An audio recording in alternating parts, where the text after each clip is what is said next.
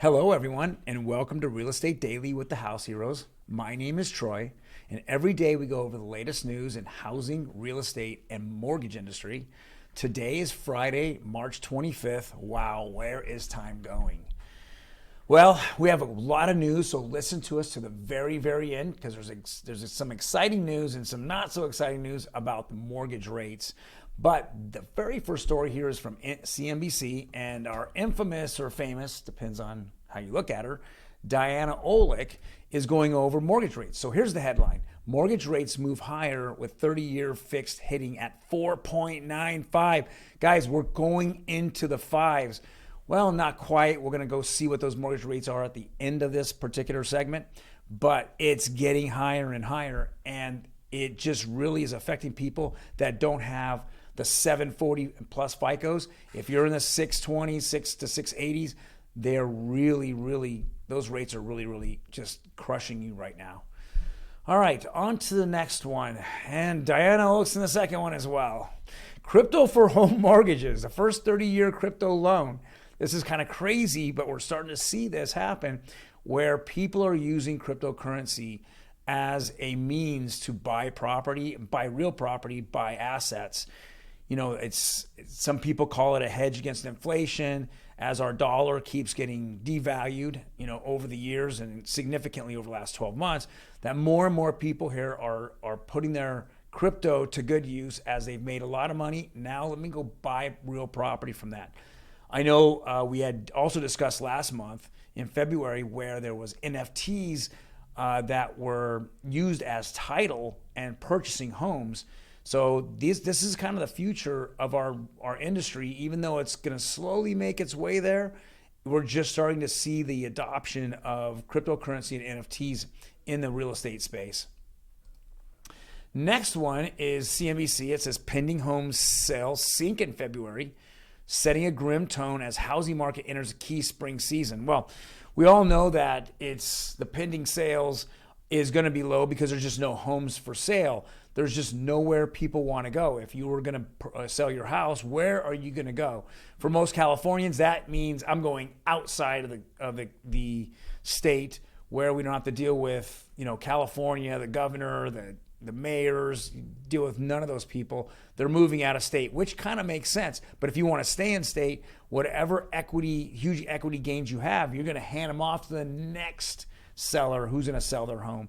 So with that being said, there's just less homes for sale. And then in my personal experiences, I'm seeing as I'm bringing clients out there that a lot of these homes are contingent upon the seller finding a home, whether it be they're going into a new build or finding a local home or actually moving out of state. Those are some of the things that I'm seeing out there that's making it a little harder or a little longer in the sales process. The last article before we get into the interest rates is Barry Habib on inflation and recession.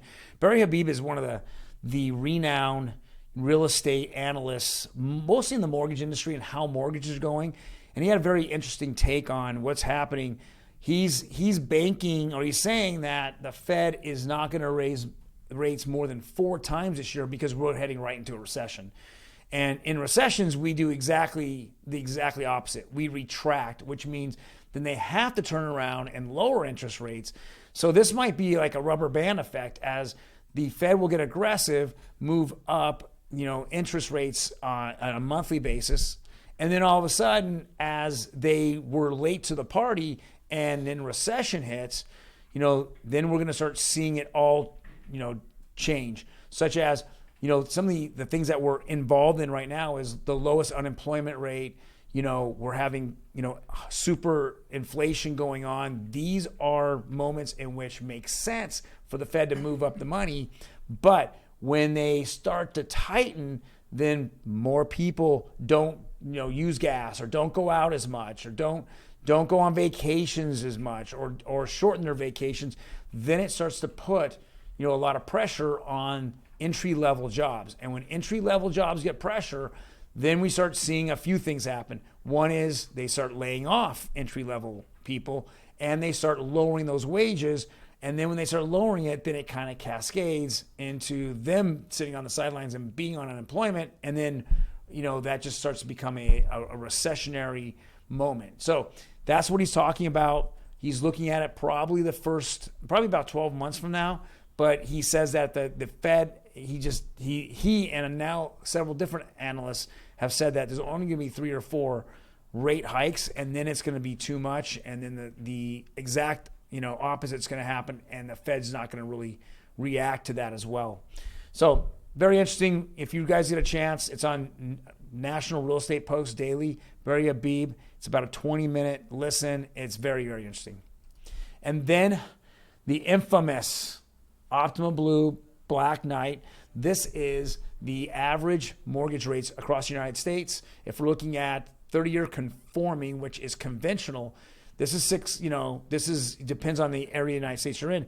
We just went up, we ticked up a little bit here, just 0.01, but we're literally at 4.7 interest rate for conforming conventional.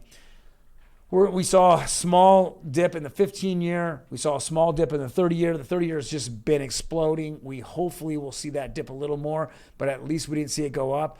And then the 30-year FHA fixed rate is basically paralleling is conforming rate or conventional rate. So we're basically at 4.70 as well. So we're seeing those up. If I were to look back at the last 12 months ago, these rates were about 100 basis points less. Think about that. 100 basis points less. In fact, most of those rates were even further down, especially the beginning of 2020. We would have seen rates in the high 2s. Now we're seeing them in the mid to high 4s. Crazy. And this is what happens when inflation gets out of control and the Fed stops buying mortgage-backed securities / printing money. All right, everyone. Well, thank you very much for joining us. If you like the content, hit the like button. Otherwise, hit that notification button. It notifies you when we drop a video. We do this every day, 5-10 minute video, just giving you the news, the highlights of what's going on, and kind of the market sentiment. Hope you guys are having a good weekend. I will not be here. We'll be in a conference on Monday, Tuesday, and Wednesday of next week. NFT LA. Kind of a fun little conference that we're going to about NFTs and the future of NFTs. If I spend a minute, what's going to happen with NFTs? I think we're going to see that as a driver's license. We're going to see it as car registration. We're going to see it as, title to your home for any type of warranty, for any type of appliance or any type of warranty. They'll be minted as NFTs. You'll have the NFT. So you'll be able to have that on your phone and you'll be able to show people. I think the future is very, very bright for NFTs on all stages. There's so many applications and it's on the blockchain. So you can't really, fake it. Otherwise, it's all connected. You connect the dots all the way through the blockchain, crypto blockchain. All right, guys, you guys have a good weekend. I'll see you next Thursday. You take care.